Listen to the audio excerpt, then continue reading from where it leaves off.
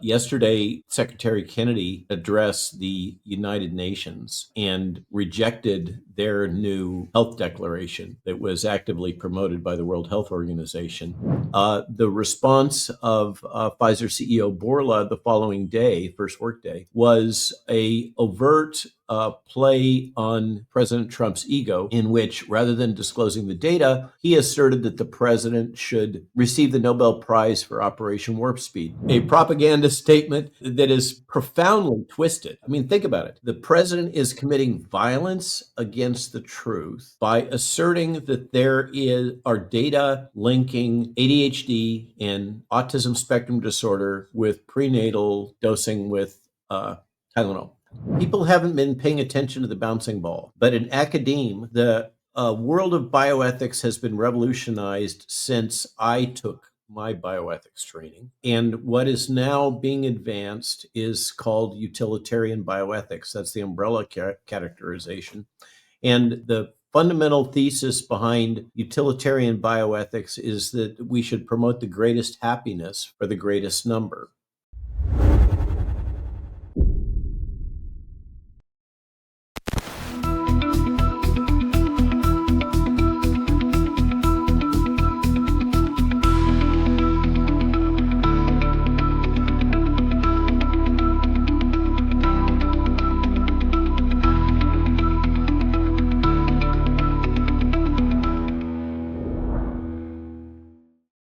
Hello, everybody. This is Dr. Randy Bach. I'm honored to have with us Dr. Robert Malone.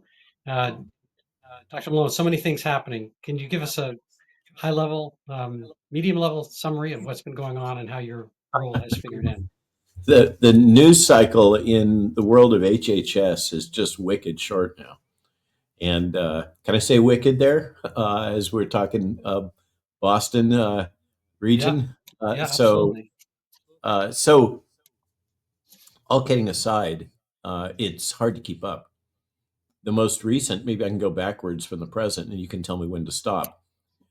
Yesterday, Secretary Kennedy addressed the United Nations and rejected their new health declaration that was actively promoted by the World Health Organization.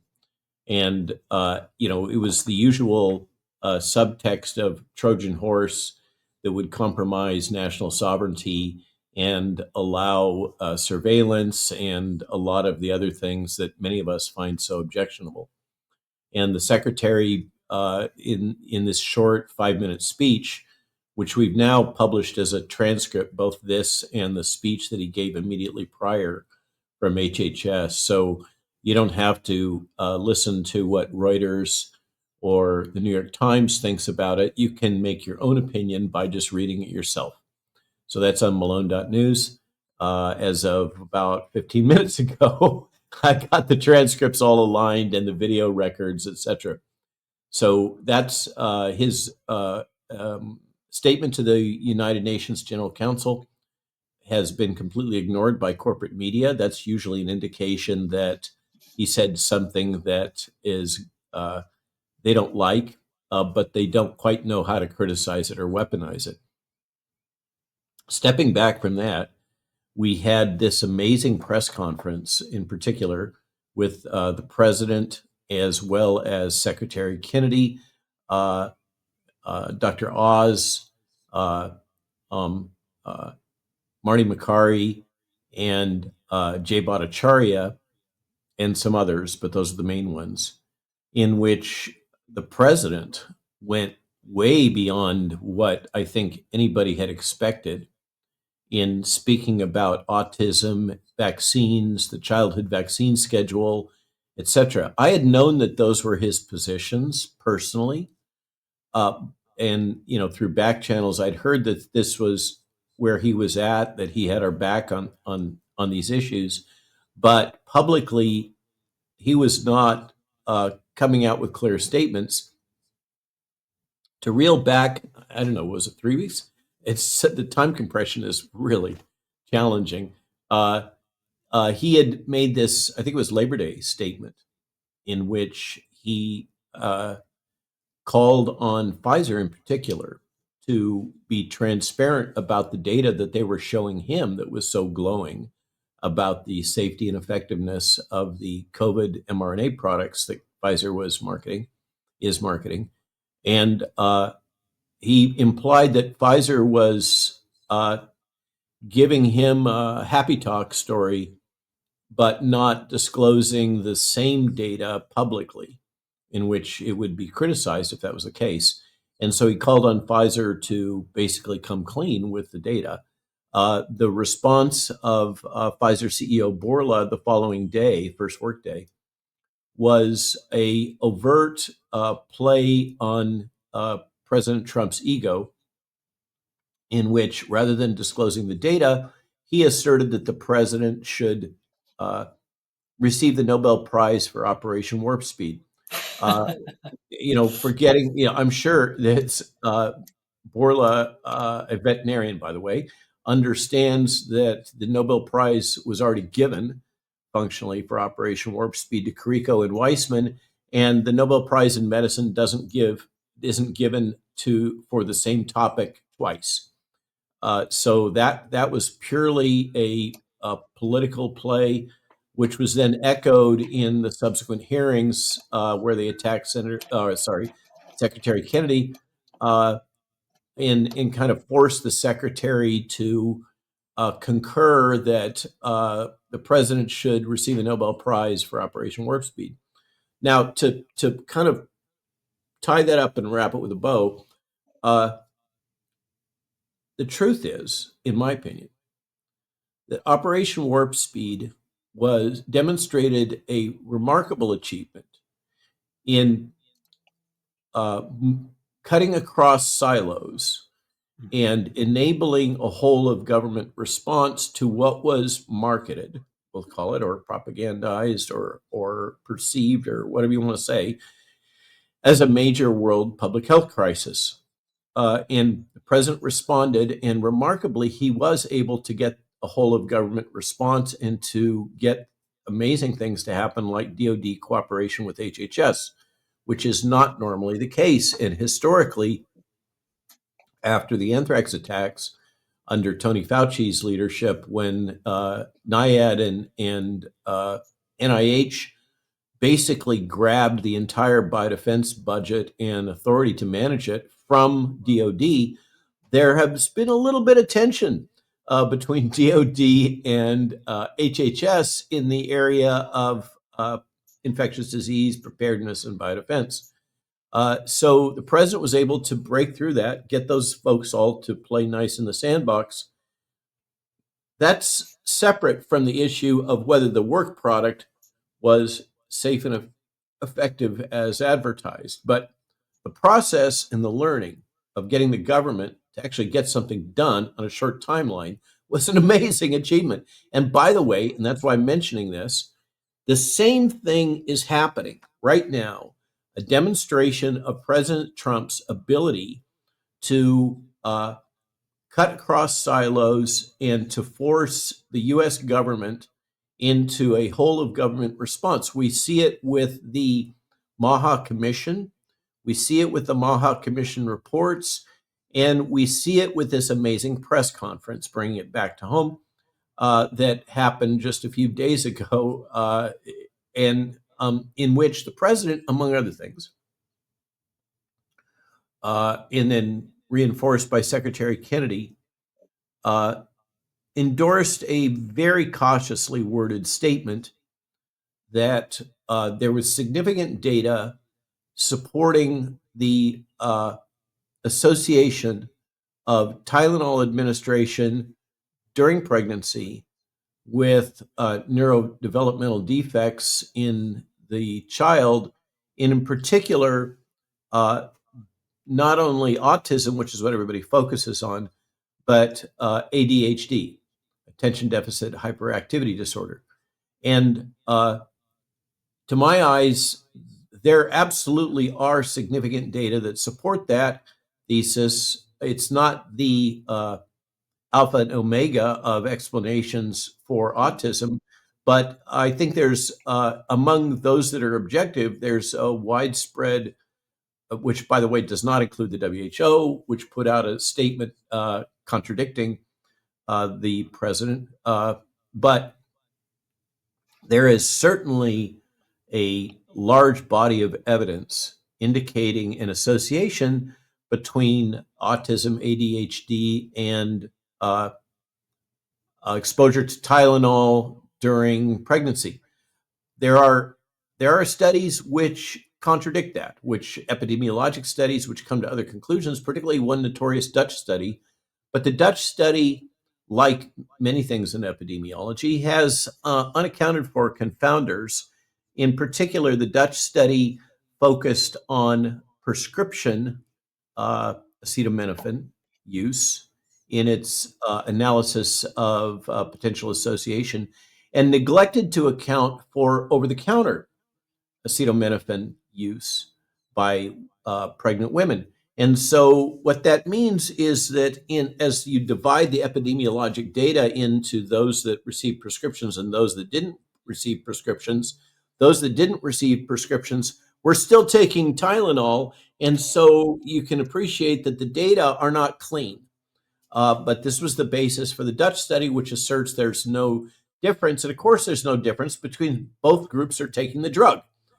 So this is what, for instance, an example of what destroyed the early AIDS therapeutic studies when the AIDS activists decided that they were going to start exchanging drugs with each other rather than staying in their nice, neat little boxes that Tony Fauci had lined up.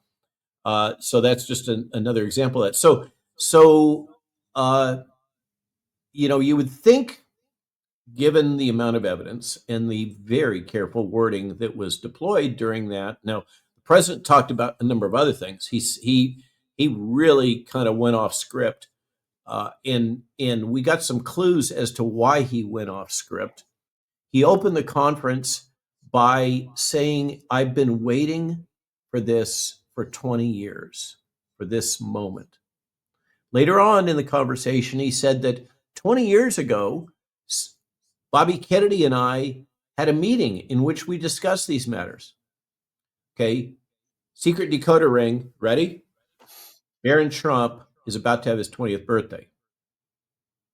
Okay, now I've been told that Barron Trump rates quite high in his IQ testing.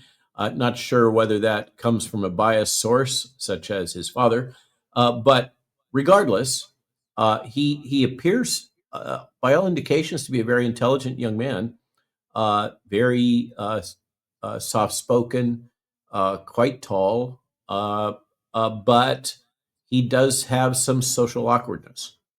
And many have speculated that he had some form of ASD, which we all acknowledge is a very broad spectrum these days. It's kind of a broad net that catches all and makes it difficult to conclude anything. But clearly the president has strong feelings about the childhood vaccine schedule and is deeply committed, as is Secretary Kennedy, to getting to the root of autism. And part of the announcement was that they were going to really, I think it was $50 million, which in the budget of NIH is really not a very big commitment. I'm used to managing multi-$100 million contracts for things like development of cell-based influenza and sitting on study sections where typically the contracts start at about 100 million. So, and I have a lifetime win rate in this space of something like 8 billion. So 50 million bucks for autism research may sound like a big sum. I'd love to have $50 million, but $50 million to tackle such a huge problem is a little bit parsimonious. I think that we could justify a more substantial commitment. In any case, that's what they've done. And the statements are that we're going to get the root to this. There's a tacit acknowledgement that ASD, autism spectrum disorder, is a multifactorial problem of which the Tylenol correlation is only one component. Now, the backlash. So the president comes out with these statements, including that the childhood vaccine schedule needs to be reexamined. His strong disagreement, which is shared with physician, suddenly I'm blanking, uh, Rand Paul, that hepatitis B inoculation during infancy has no solid justification. Pediatricians across the United States disagree strongly, and that certainly came out at the recent ACIP meeting, which is kind of the next thing when you back the timeline. It all solves crazy.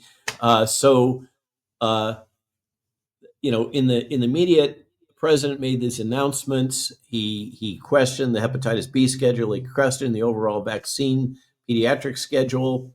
Wants to see those things revisited. I don't think it's unfair to say that the ACIP is well aware of the president's interests in this, and it is those topics are under active consideration. Matter of fact, I had a call about the hepatitis B issue, 2 calls from ACIP members immediately preceding this conference. So the response was fascinating to all of this. We even had Barack Obama cutting a little video in which, let me get the proper quote. I don't want to misquote the former president. It was a masterpiece of classic Obama cyber communication. Obama claims that POTUS's recent autism press conference is, quote, committing violence against the truth. If that isn't a propaganda statement that is profoundly twisted, I mean, think about it. The president is committing violence against the truth by asserting that there are data linking ADHD and autism spectrum disorder with prenatal dosing with Tylenol. Now, in addition, you have a certain segment of society, I won't characterize it, I'll just let it be, on Instagram, pregnant women of certain predilection that seem to be suffering from Trump derangement syndrome, showing videotapes of themselves gobbling Tylenol. As basically, take this, President Trump. I'm going to cause autism in my baby and commit suicide from overdosing on Tylenol. Apparently, nobody gave them the memo that Tylenol can actually kill you through fulminant liver failure, and it's a nasty way to die. And apparently, at least there's one of these pregnant women that are on ventilator and death's door right now. Who knows what's going to happen to the baby, consequent to their suffering from TDS. I'm sure this is President Trump's fault, and it's been noted that President Trump should make a statement that people should not jump out of fourth floor windows, after which we will see a mass exodus of a certain segment of the population, particularly on the West Coast. So you get the point. Forgive the dark humor. I'm not inciting violence, Secretary Blumenthal or Senator Blumenthal. But that all happened. So is there an association? I've reviewed the data. I've provided multiple links to articles. Is there a plausible biologic mechanism? Yes, it involves depletion of glutathione, which, by the way, is also associated with the pathways involving folate, which is specifically highlighted by the new decision by FDA to authorize the use of leucovorin, a folate-like molecule, let's call it, a synthetic, that is able to cross the blood-brain barrier and in some instances provide, so we're told, remarkable clinical improvement in a subset of patients suffering from ASD symptoms. And the logic there is that the folate receptor in some of these cases with ASD is either compromised through an autoimmune process or some other process, and that you can bypass that receptor, and then the leucovorin is biochemically metabolized to yield a folate-like molecule that then augments the lack of folate in the developing brain or the young child's brain. So that all, the mechanism of action of both leucovorin and Tylenol are well known. They are both interacting along the same pathway in neurodevelopment. So we have a solid biochemical mechanism of action logic, and we have clinical evidence of clinical response by interceding in that pathway. And by the way, Tylenol will kill you anyhow if you take it in too high a dose by destroying your liver. So that all happened. And now pediatricians are all alarmed, as I predicted, because if you think about it, obstetricians and pediatricians have been recommending treatment of really a very casual treatment of fever in both infants and in pregnancy in obstetrics cases.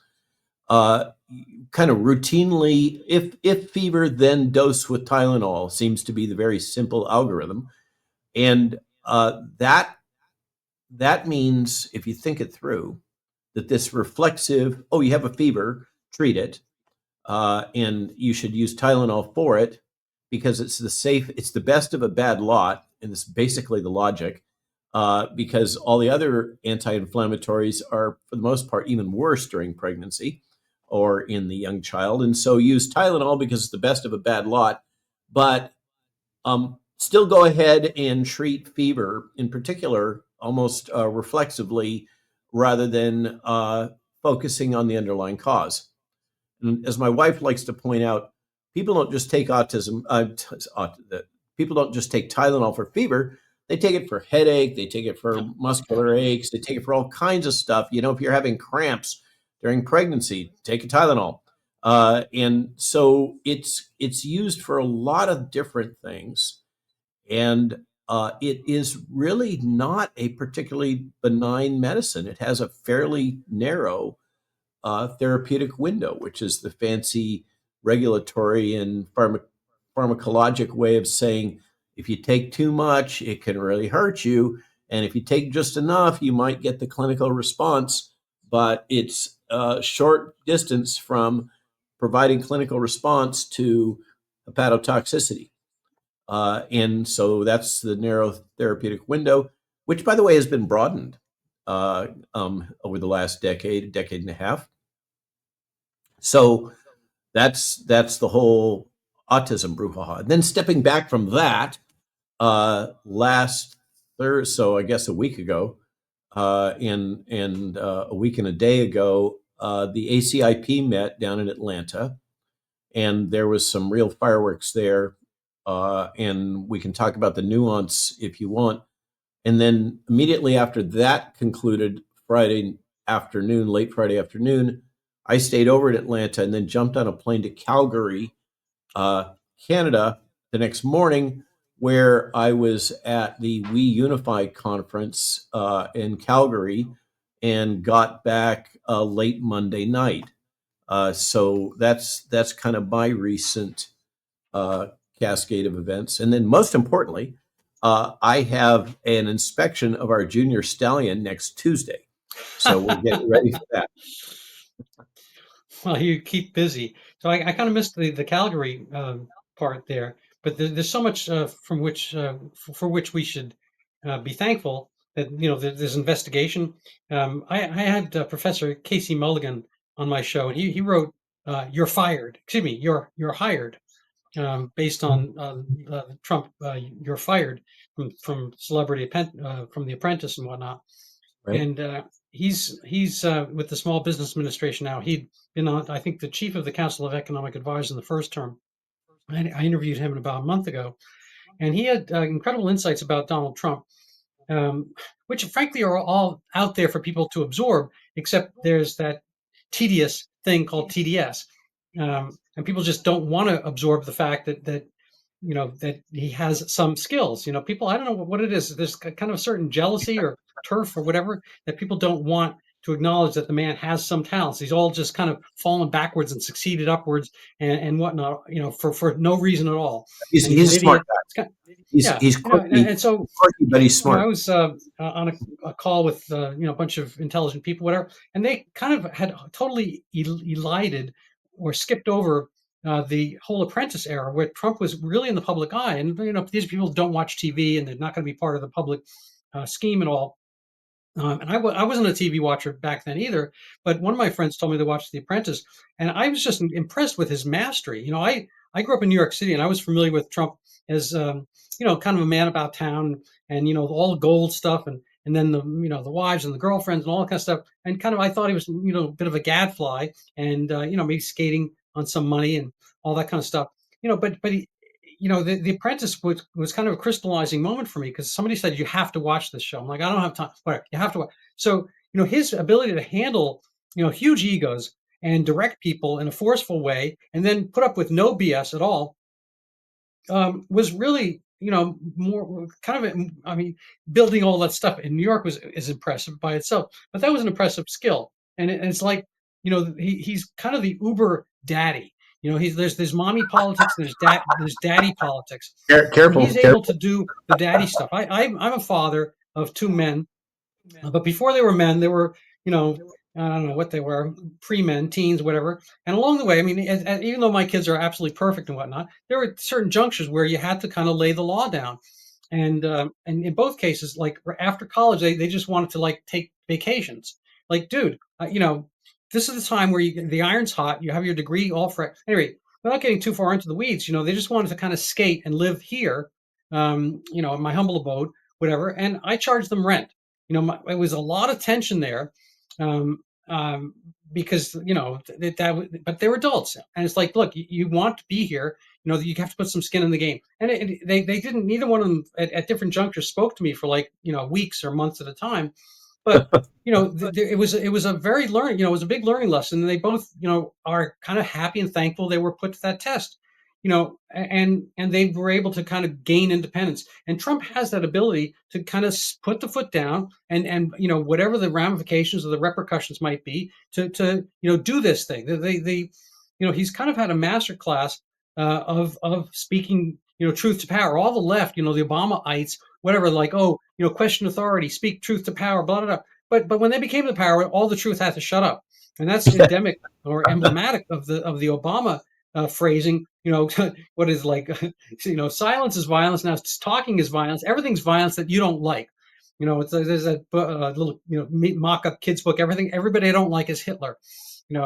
And that's kind of where they are, without really having any kind of insight or perspicacity of their own roles in this type of thing. And the confluence of the Charlie Kirk murder and whatnot. It's like, it's a hugely telling moment where everybody sees fascism everywhere else but in the mirror.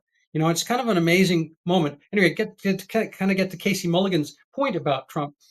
Sorry for my rambling discourse here, but he said that what people don't really get about Trump is that he is really in a sense, he is a scientist. He's a scientist of personality and issues, in the sense that genuine science should put up a hypothesis, see what happens, pull it down. You kind of run things up the flagpole. I mean, that's what general politics should be. There should be polling and kind of the polity, and having politeness and whatnot. And he's able to like not get polemically, again, same root word, married to any one of those things. So he'll say, like what he's doing with the Russia-Ukraine kind of dyad, Yes, is like yes, he's willing to say this and he's willing to say that.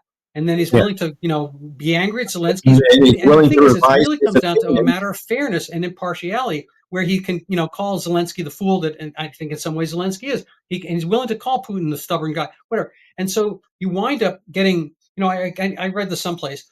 I read a lot of things, but one thing said, kids don't want favoritism. Okay, what they want is fairness. They'll understand if Joey is favored over Bill because Bill shoplifts and Joey has a paper route.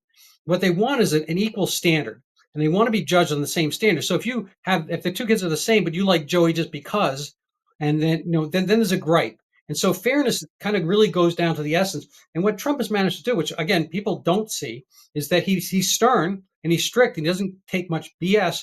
But at the end of the day, he's able to listen to these things and not be married and wedded to one particular theory. Now, as far as the Tylenol-autism winner, my jury's out on that kind of thing. But I kind of see it as a little bit of a placeholder for other things that they wanted to maybe put out, but were premature. And I think there's some little bit of jockeying going on behind the scenes about when to put things out. But I think his instincts are really very good. And the only time he didn't listen to his instincts was under COVID, I think. And he kind of got hoodwinked by the you know guys in white coats with authority and letters after the name, all that kind of stuff. And I think he's hopefully I think he's learned from that to kind of go with his instincts, because I think we could do far worse.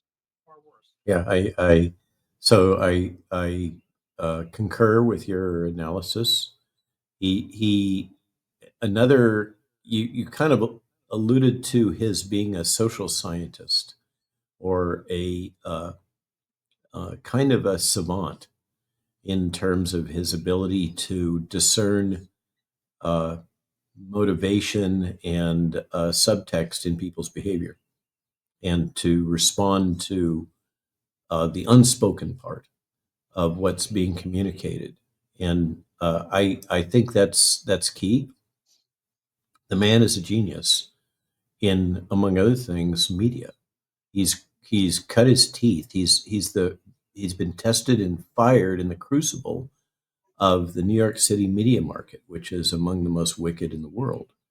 And he's survived it, thrived, learned how to thrive in it, and learned how to manage corporate media. A close colleague of mine, I won't name, but I was just on the phone with, talking about other matters relating to the ACIP, makes the point that what's happening is repeatedly this administration and the president are creating situations where corporate media reflexively is coming out in support of untenable positions. And they do it, it's kind of part of this whole TDS. I think the better metaphor is Muhammad Ali's rope-a-dope,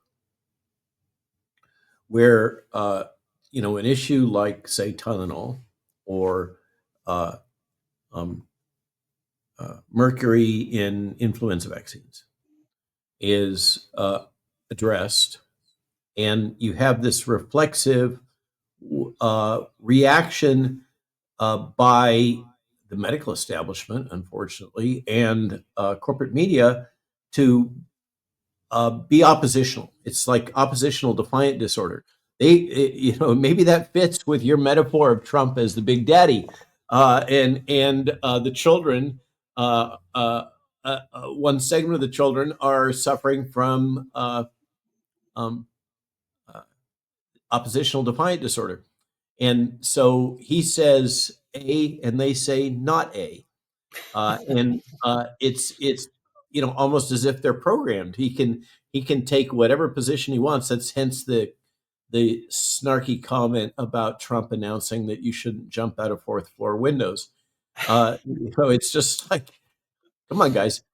So I I speculate that some might use this strategy in various committees and communications where uh, the media is boxed in to taking untenable positions that are contrary to the media, and the medical society is really what's driving it. Are boxed into taking untenable positions that are completely contrary to the positions of the majority of Americans. Like, for instance, we were just looking up, the topic was being discussed about this bizarre practice ethically of pediatricians firing their patients who will not accept not only vaccines, but if you don't accept in your newborn vitamin K shots, then you're at high risk of your pediatrician firing you and basically refusing to treat your child. And in a 2020 survey, 34% of pediatricians indicated that they were doing this. That is not ethically acceptable. We're, in theory, as a profession, bound to treat our patients to the best of our ability. And this business of, well, if you won't accept my uh, paternalistic mandate, then you're out. You're out on the street. Good luck. Uh, um, that's just it's bizarre behavior. It's counterproductive just from a small business standpoint, which it used to be what physicians were, and it's morally unjustifiable.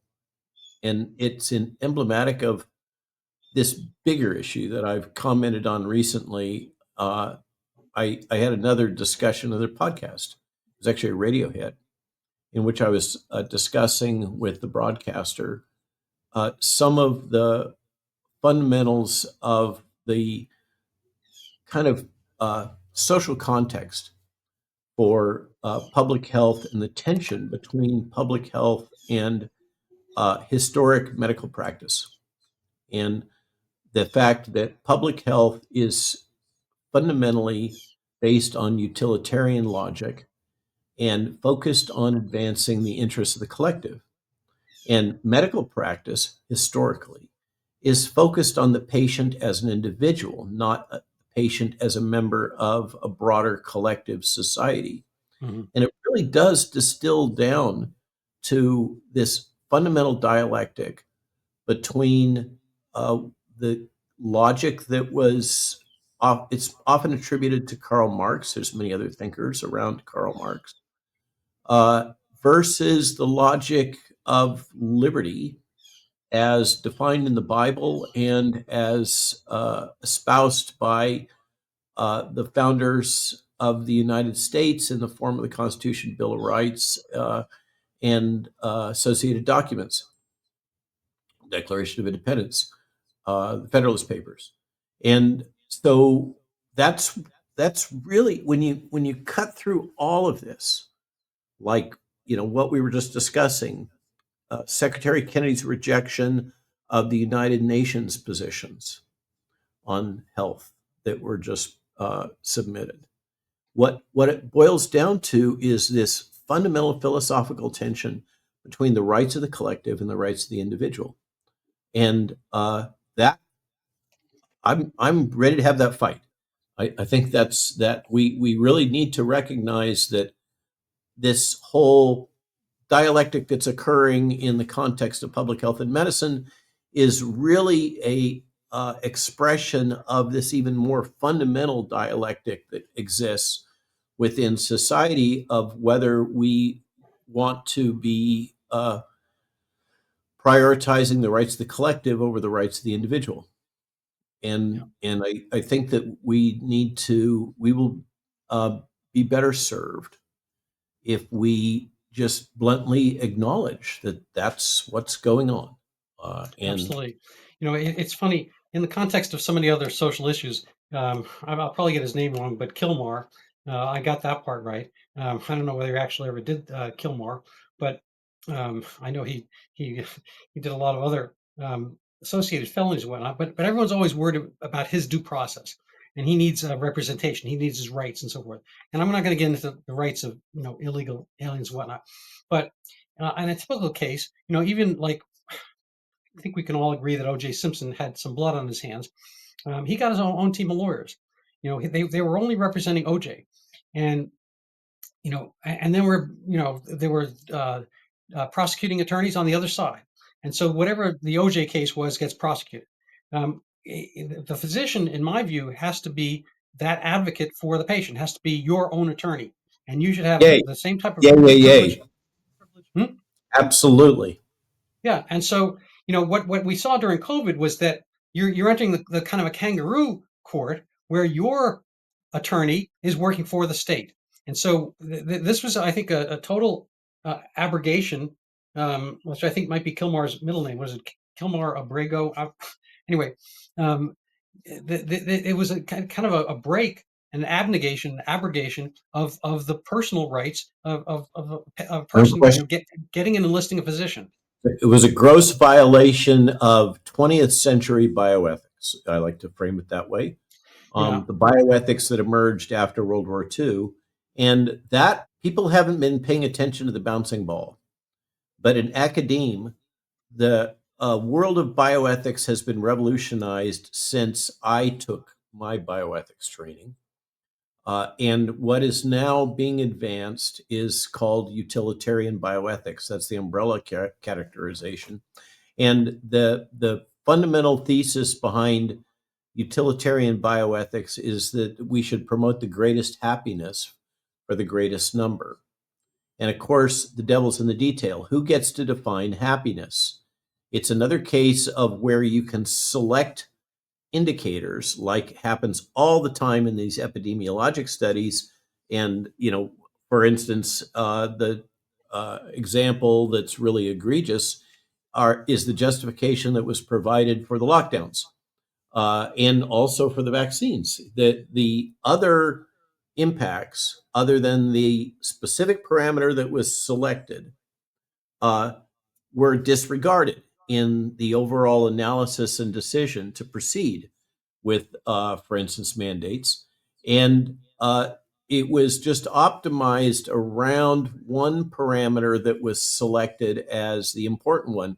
And in the case of the greatest happiness for the greatest number, the power all flows to whoever defines happiness in whatever that parameter is that then gets optimized. And, this, so immediately, what's going to happen is that if this, and this is the new academic bioethics, then what you will have is an influx of people seeking power that will migrate to the positions where they're able to uh, define what constitutes happiness.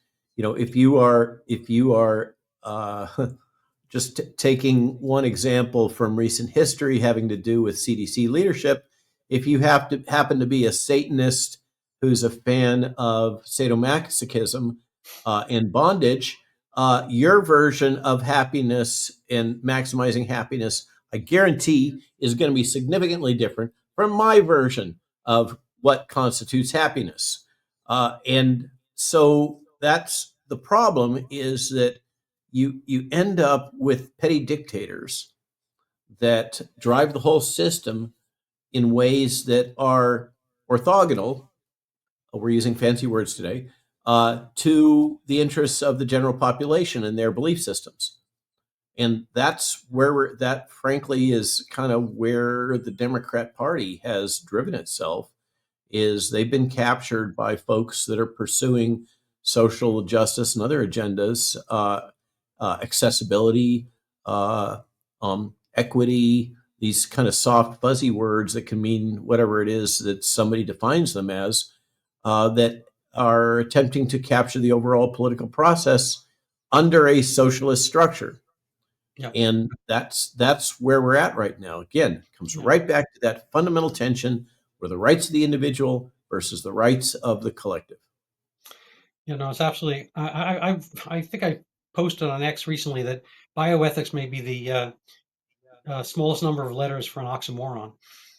Um, As practiced these days, I think, but it has absolutely been normalized. We put out an essay about some examples of this utilitarian bioethics in two papers put out by a academic group that teaches bioethics at an American medical school, in which they were advocating that the pathway involved in the tick-based autoimmune disease that causes meat allergy hmm. should Yeah, be anti-gal or something engineered. like that. Yeah, it should be engineered into all people, because eating meat is bad. It's bad for the environment. And so we should engineer all humans to be allergic to eating meat. And this was justified. And, first I saw this paper And I thought, oh, this has got to be another James Lindsay type Yeah. um, ploy. But no, these people are entirely serious. And it illustrates where this goes. Once you buy into that greatest happiness for the greatest number logic, then you can justify almost anything. No, it's absolutely true. There's Andrew Clavin talks about, speaking of sadists, he says the Marquis de Sade had a pretty much, an impeccable closed world that is kind of a perfect world in the sense of his own morality, and he's basing it on his own pleasure, and other people don't really count. I mean, I remember, I assume a lot of kids have had this, this concept: when you close your eyes, the world disappears. You're the center of the universe, and it's the opposite of the golden rule, essentially.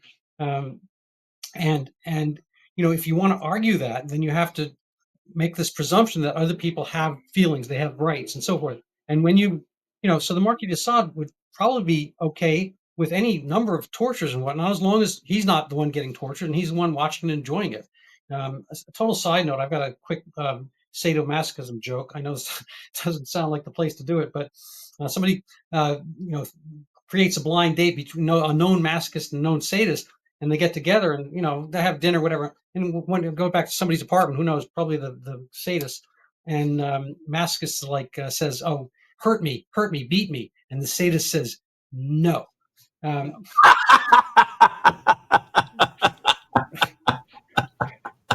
Withholds but punishment. I don't know if there's really a point to that story, except that things are fungible. People will do things for their own immediate benefit at any given point, even though you think the sadist wants X. In a different situation, they want Y, and I think that's kind of where the Democrats have painted themselves. They keep saying they want this, this, this, this, this, but when they're kind of given that, they're given. The Maha movement is a kind of movement from the left, and it's a Democrat movement. Yes. Tulsi and RFK Jr. and who else? Are Democrats, and they've been absorbed into the concept where we are on the more Spears. put on the right, Vanity whatever. Vanity Our, Fair article just came out about Stephanie Spears. She's she is a bona fide card carrying tree hugger. Yeah, Saved and so well. so it's kind of like a party with no arguments versus a party that's able to have a free and open debate. And so you're not going to be able to get very far with this kind of like we're just doing what we do. We're the Borg.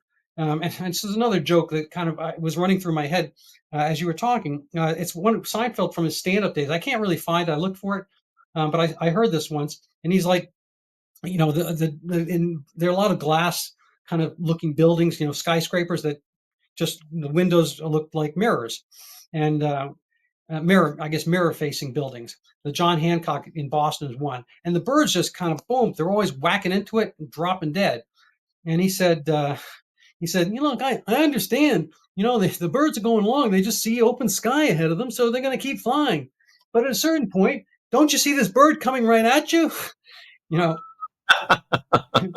wouldn't you want to avoid that bird? I feel like the Democrats are that. They're just kind of flying along. There's this impediment, and they can't really suss that out because they're flying into their own wars and whatnot. But wouldn't they want to avoid like hitting themselves? Like, Can Randall? Can we reel back to the start of how you built this particular theme and segment? Uh, you started off by talking about the child who closes his eyes and has an awareness that he is the entire world. Okay, let's unpack that psychologically. What you're really referring to is immature narcissism. That's the subtext of that metaphor that you used, is that these people are behaving like immature narcissists, and by the way, they are. This failure of empathy, of ability to appreciate the rights, the interests, and the perspective of a separate being, and only focusing on self and meeting the needs of yourself. That is, I'll say it this way, self gratification.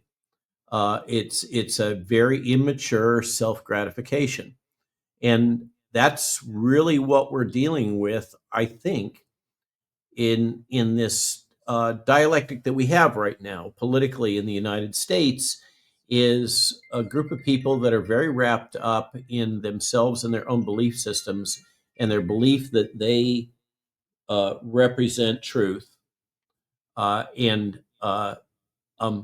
are unwilling to consider that those that they're in opposition to may also may have some aspect of truth that they are not aware of, but they're not even interested in finding out about that. And that was really reflected in the what's now been, to bring in another thread of current events, the Google acknowledgement that they deplatformed so many people from YouTube at the insistence of the Biden administration. And now Google is taking, the Sergey Brin, et cetera, are taking the position, oh no, it's not our fault. The government made us do it. But not just any government, the specifics of the Biden administration. This, and we're seeing it now play out in the European Union and the European Parliament, this idea of shutting down any ideas and dialogue that are inconsistent with our own belief structure. We don't even want to hear them. We want to censor them. They are dangerous. That this gets back to my opening comments, reading the quote from Barack Obama, that words and speech are violence. That's kind of the new thing, is equating violence with free speech. That was the essence of the attack that Senator Blumenthal made on me, by the way. That posting memes criticizing Senator Warren's statement about, if you need 20 rounds, you're not much of a hunter. How can anybody not appreciate that an open chamber on a revolver with one bullet and 5 open chambers and a reference to Russian roulette is anything other than a metaphor for random chance with severe outcomes? That's what it was. And to make that leap, which he did, that somehow posting that I was advocating for violence against vaccine scientists. Okay, nothing in that meme or post said anything about vaccines or about scientists. So what Senator Blumenthal did was he projected his own bias about who I was and his preconceived notions about the ideas that I represent onto that meme that had an entirely different purpose, source, and intent. He projected his own psychology onto that particular meme and then used it to defame me, as did his chosen water-carrying surrogate physician, who, by the way, is highly paid by the pharmaceutical industry. I'm shocked, and I'm sure you are too. Yeah, fortunately, we're both sitting down. The elusive Jake Scott, MD, I guess. Yep. Um, he had his Icarus moment, and I think his kind of Let's his hope. wing feathers um, uh, joints melted, the Yeah. wax and whatnot. He took a few whacks. Yep. Uh, He had kind of a moment of truth there where he had to confront his own ignorance in a very public way, yeah, thanks to Senator Johnson, who it's knew more intense. about medicine than he did. We had to make Senator Johnson a associate clinical professor of Stanford University Medical School. Well, it's funny. Doctor. The word doctor is the same root word as orthodoxy and doctrine. It's basically to teach. And in order to teach, my humble opinion, you have to know some stuff worth teaching, and be able to transmit it reasonably well. Um, George Burns, the late George Burns. I mean, he lived so long. It's kind of funny that he ever became late, but he said sincerity once you can fake that, you've got it made.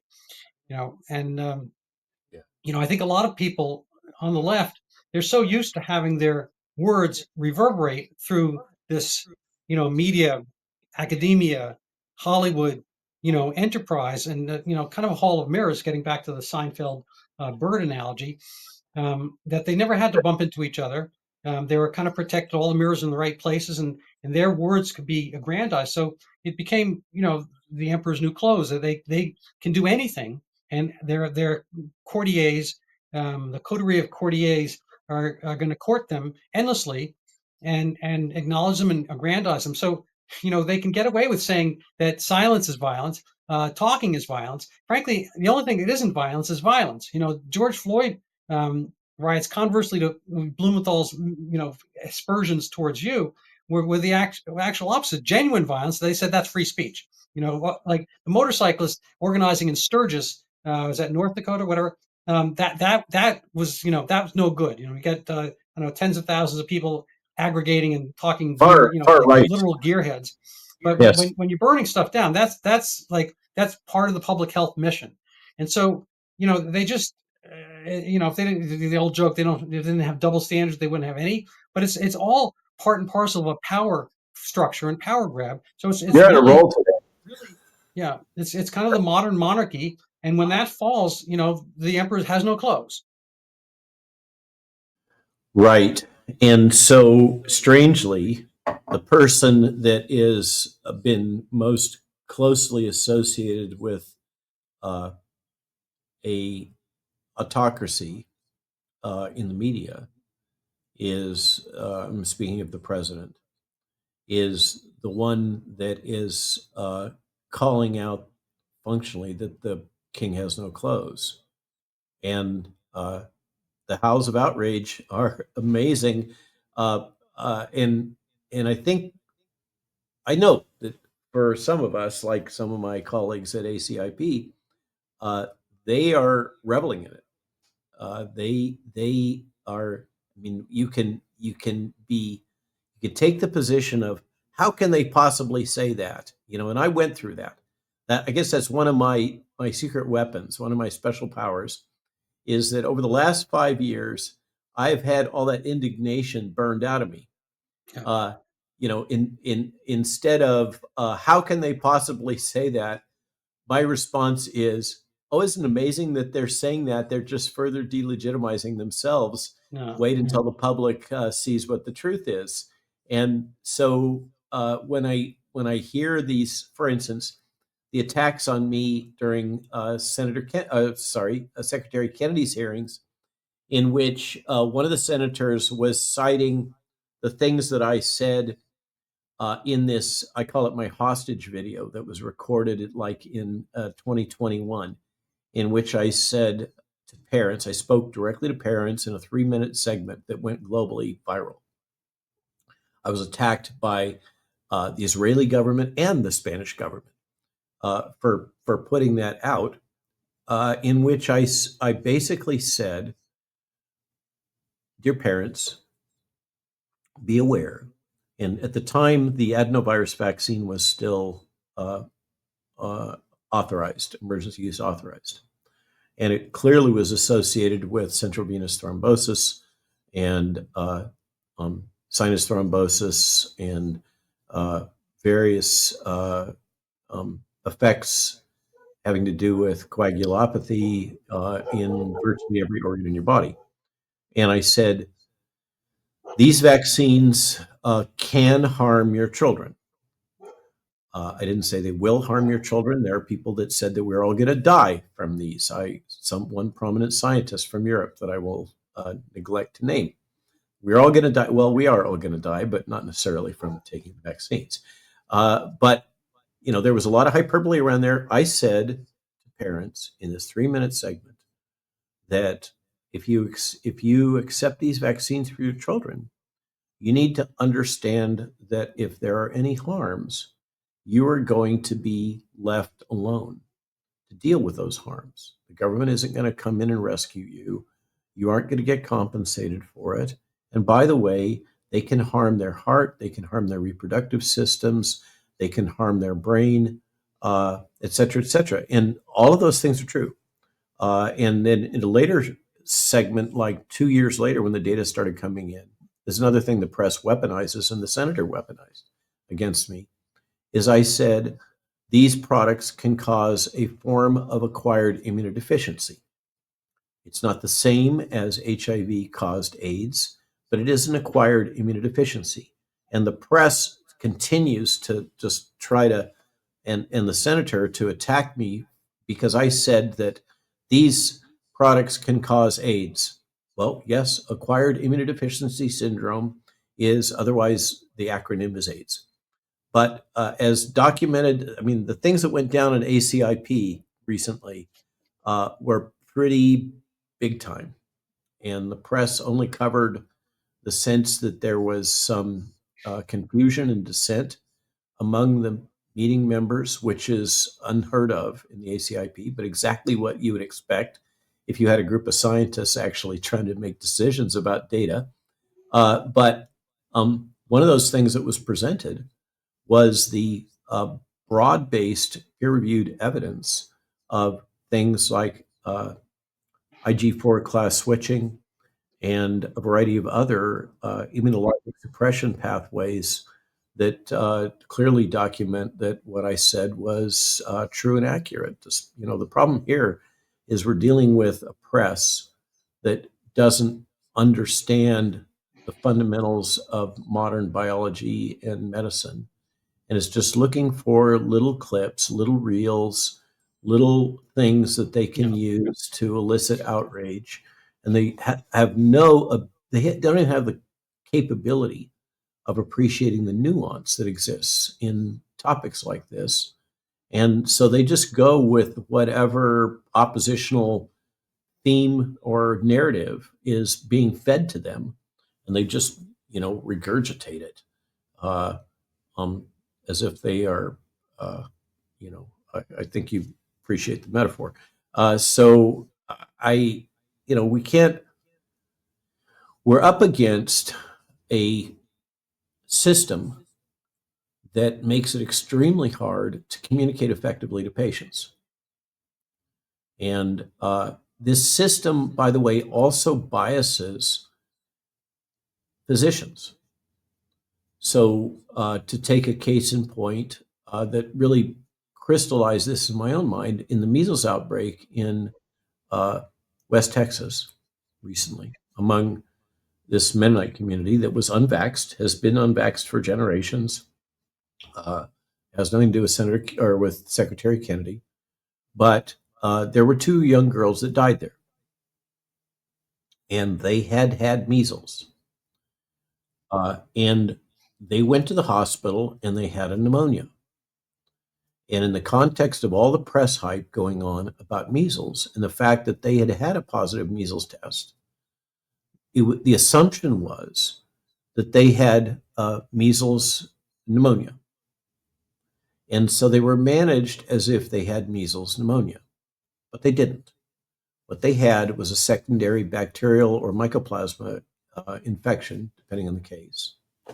And it was completely treatable if it had been recognized to be what it was.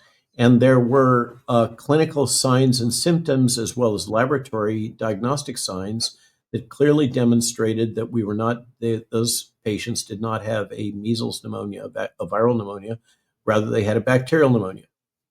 And this, as Pierre Corey clearly states, this was a case of medical malpractice in both. And in one case, Aaron Siri is representing the family of one of the patients in medical malpractice over this particular case. But the media continues to insist that these were measles deaths. And what it illustrates is, West Texas is not your Mecca. It's not Boston in terms of medicine. So these two young girls come into the medical system, and the docs are kind of pre-wired. Oh, this has to be measles. And so they manage it as if it's measles. They don't even second guess it. This is a lot like what has transpired in the case of COVID. if you presented with upper respiratory symptoms during COVID, you were by default considered to have COVID. And I think that's a big part of why it wasn't virus competition with influenza. The reason why we didn't have any reported influenza cases is because they were all treated as if they were COVID, because the symptoms, clinical symptoms, are completely overlapping. And in terms of the ACIP and the CDC, when you listen carefully to the CDC's presentations, as I've had to do, on how they're characterizing, for instance, COVID cases and counting COVID cases, they are presuming that if a hospital reports a case as COVID, or primarily COVID, or as a intake diagnosis or discharge diagnosis of COVID, then it was a COVID case. And they're not separately going in and verifying, could this be influenza? Could this be RSV? Could this be human metapneumovirus? Could this be a rhinovirus extreme? No. They just say, well, hospital checked the box, said it was COVID, therefore it's COVID. And so all of they have made massive efforts to review charts, etc. But the people reviewing the charts are the same people coming from the same hospitals that are making the original diagnosis. So there's no independent verification that that's the case. And so the entire database is contaminated. And they are unwilling to recognize that. They will not confront the prospects.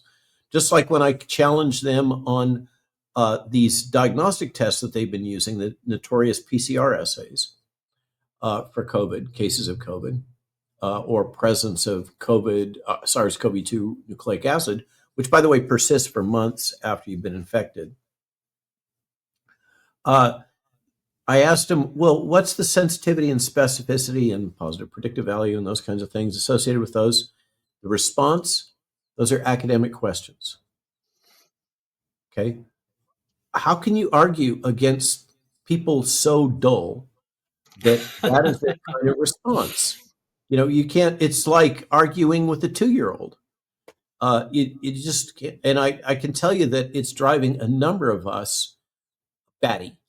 We're dealing with a cult where, and here's an underlying truth, Randy, that no one is apparently aware of. I wasn't even aware of until recently. The CDC has not had an on-site director for decades.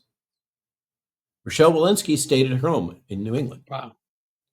So the place has been allowed to run itself. The metaphor of the lunatics are running the asylum comes to mind, since we're in a jovial mood today.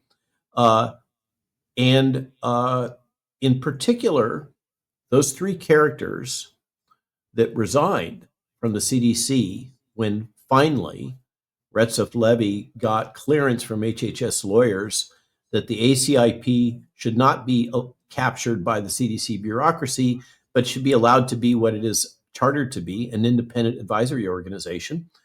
It was shortly thereafter that the recently confirmed director of the CDC was fired, and those 3 characters resigned. Well, those 3 turned out to have, I learned last week, functionally were running the CDC. Yeah. And Speaking of Dimitri, sadomasochists, the Dimitri, the character that we were referring to earlier, was the top dog.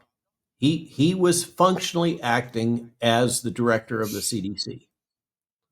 And so what we've had is decades of slide in terms of scientific rigor and quality, because the bureaucracy, and I'm sorry to say this, but it's an underlying truth.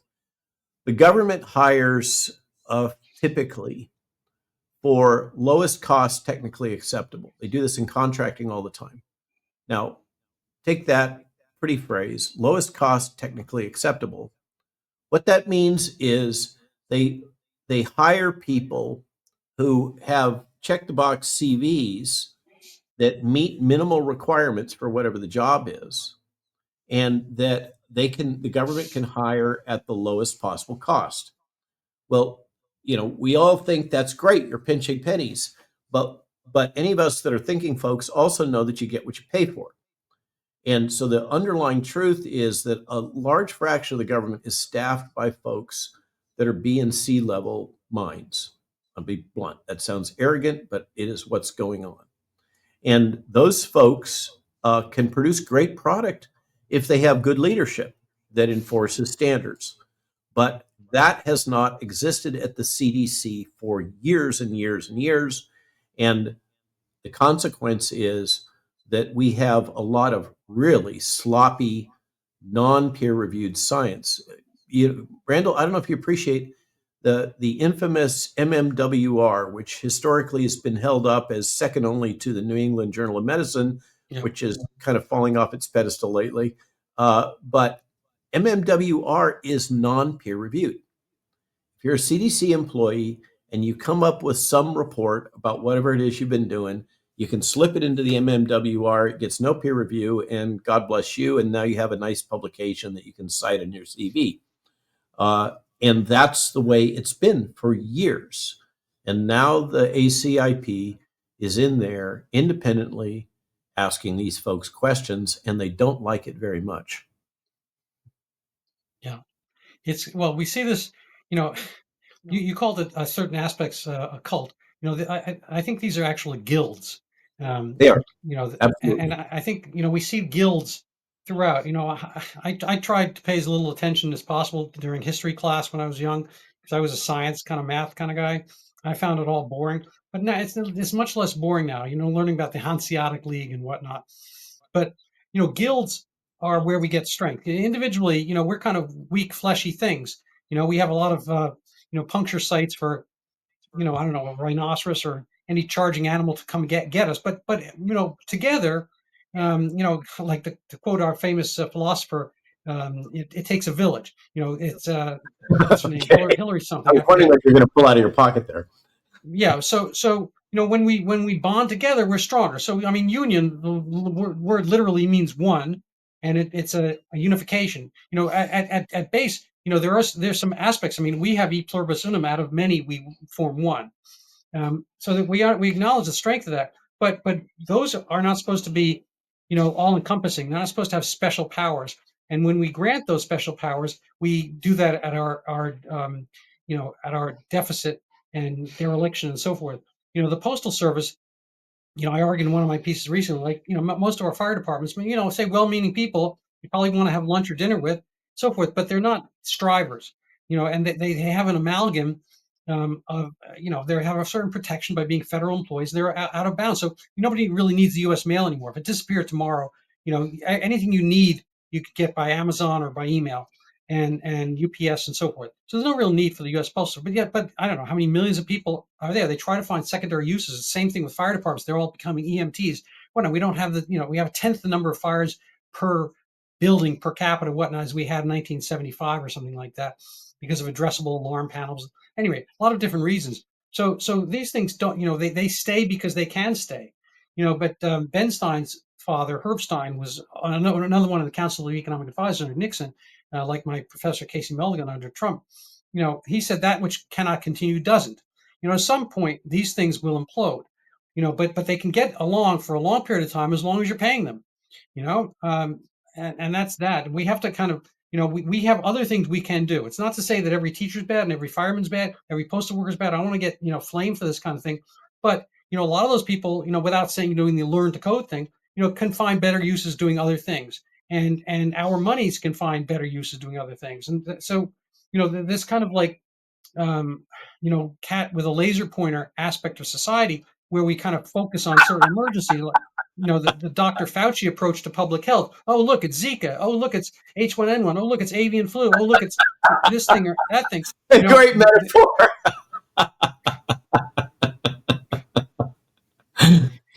That has to change. And so, we have to, I pointed out in one of my articles that, the U.S. public knows far more about Johnny Depp versus Amber Heard. And again, probably more about O.J. Simpson versus, the state, whatever, but just getting to relatively recent, I think it was 3 or 4 years ago, Johnny Depp and Amber Heard.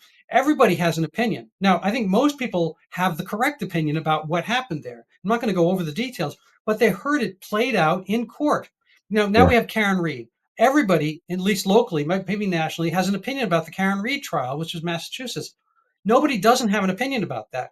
There's no reason that we can't kind of reverse anthropomorphize or maybe I'm getting the word wrong, but basically anthropomorphize some of our other traumas and so forth, whether it's about autism, whatever, to have the same kind of Karen Reed or Johnny Depp hearing about those type of things in the public sphere. Maybe it's not as captivating. Maybe since Sam Ervin is no longer with us, we can't, do Watergate, hearings too, or whatever it is. But there are certain aspects of this that are obviously played out better in the public sphere, and we're getting a lot more of that. Well, And President Obama can stick that, his comments about violence, you know, wherever he wants to. But it's exactly the inimical proposition to the greater public good. so on a positive note, we're about to get a good dose of that because Jim Comey has been indicted and Adam Schiff is about to be indicted. And those, I think what we're seeing is kind of a classic RICO strategy where the Justice Department is going to start at the lower level and work its way up. And I think we still got 3.5 years, even if J.D. Vance isn't elected, and maybe he does get elected. And is the Senate and the House going to turn at the midterms or not? That right now is the big issue. Everything else in this bizarre kabuki theater world of DC that we're forced to live within is irrelevant. When we have the upcoming standoff over the budget and Trump's position that if Congress isn't going to fund the government and there's going to be a shutdown, the president is going to take unilateral action to fire those non-essential workers that will not be coming into work. And that's throwing down the gauntlet. And classical, I really wouldn't want to play brinksmanship with the president. I think, Putin is doing his best on that, and so is Zelensky. I think we talked about that early on, but I the the president is pretty good at brinksmanship and negotiation. Is kind of what he built his fortune on, as you were pointing out earlier, also. So I think that all is not lost, and uh, getting back to the beginning of our broadcast as we kind of wrap it up here, because I've got to go on OAN in just a few minutes. Uh, we the when I say, as I did at the beginning, the news cycle here is wicked in HHS. Take a step back and think about what that means. The change in the events are happening so fast that it is very difficult to keep up.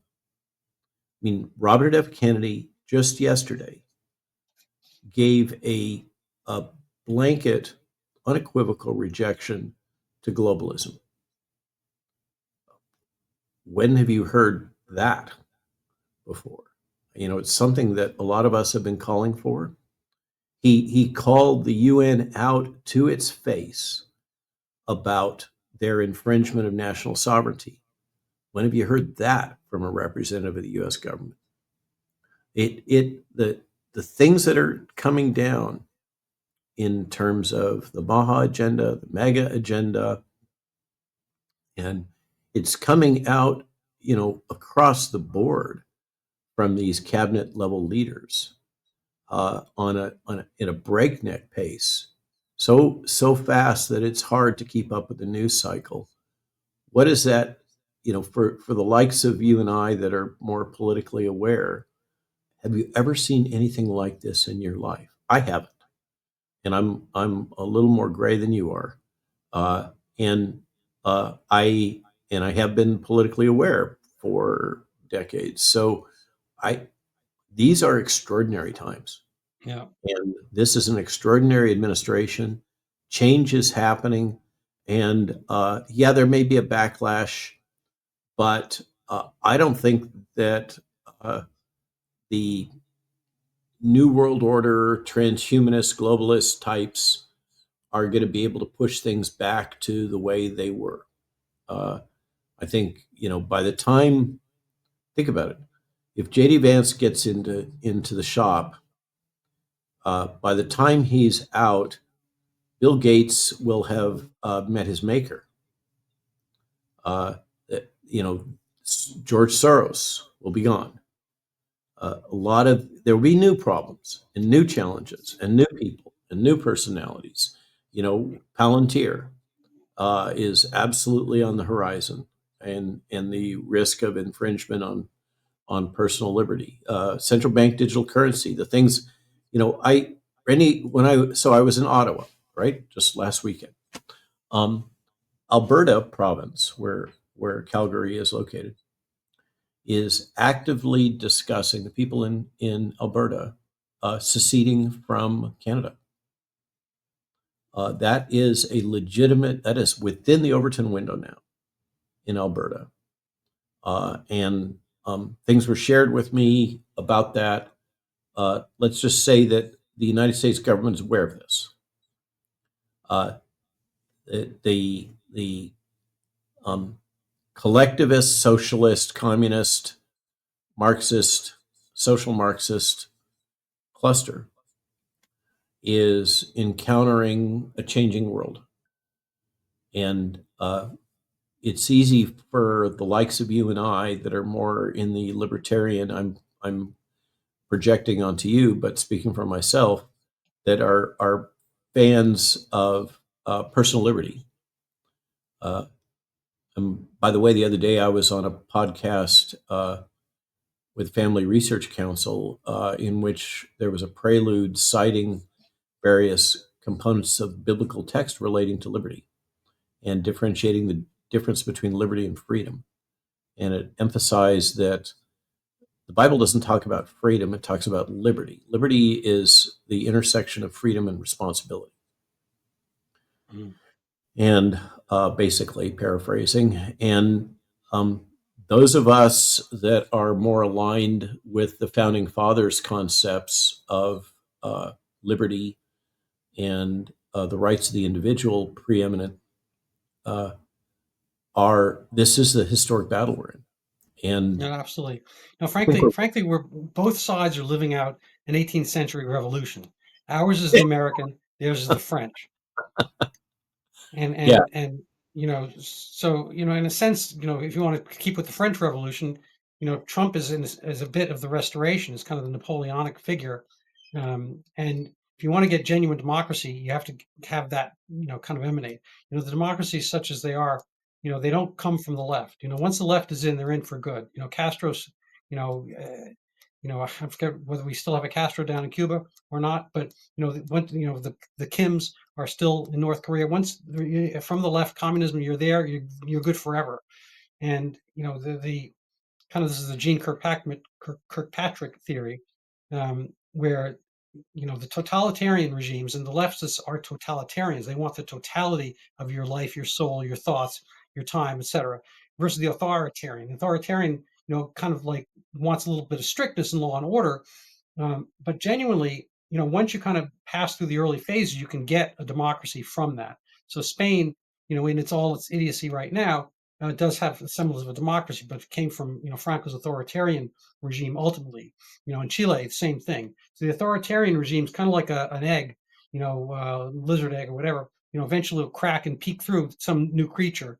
But the totalitarians one, they're more fossils. They just kind of they're frozen in time, frozen in space, frozen as rocks, and they don't move. And Obama is really more in that kind of Luddite stage of political thought, although he presents himself as the new thinker, whatever. He's really mired in that. He's a child of Saul Alinsky. Yeah. He's actually a child of Franklin Marshall Davis too. That. So we ought to wrap this so I can go talk to Chanel Rion. if you don't mind. All right. Well, thank you so much. It's been a pleasure and enjoy. Appreciate your time as always. Thanks for having me on, and it's my pleasure to interact with you and your mind. So thank you. All right. Perfect.